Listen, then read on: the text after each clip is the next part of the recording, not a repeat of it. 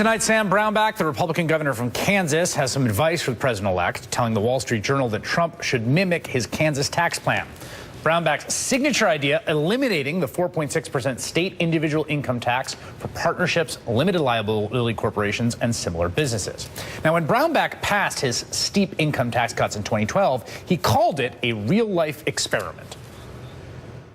But on taxes, you need to get your overall rates down, and you need to get your social manipulation out of it, in my estimation, to create growth. And we'll see how it works. We'll have a real live experiment. We're right next to some other states that haven't lowered taxes. You'll get a chance to see how this impacts a particular experimental area, and I think Kansas is going to do well. All right, so that's the benchmark. It's now been 3 years since Brownback's plan took effect, and as the governor is now recommending Trump adopt that same economic model for the nation, it would seem logical to take the government up on his offer, to assume the experiment has been working out great for Kansas, right? We'll take a look at the results and thing two in just 60 seconds.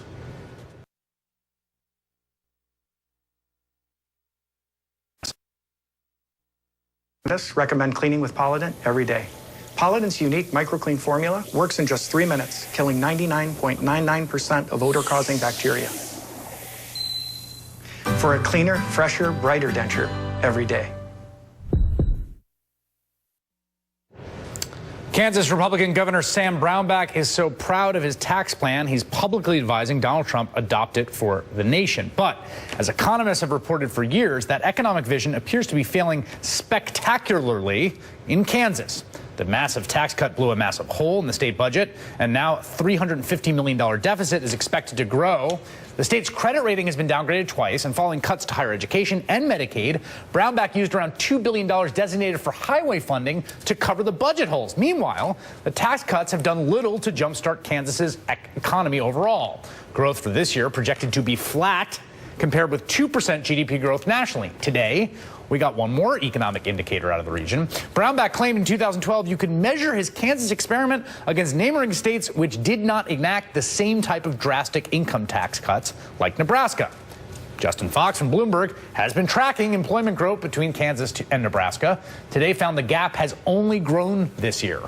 Kansas is that blue line that's been stagnant, flat for 2 years, while Nebraska is pulling away. So, why would Donald Trump follow the advice of a governor whose policies created massive budget deficits, credit downgrades, slowed economic growth and hiring? One possible selling point, the plan would probably be pretty good for people like Donald Trump.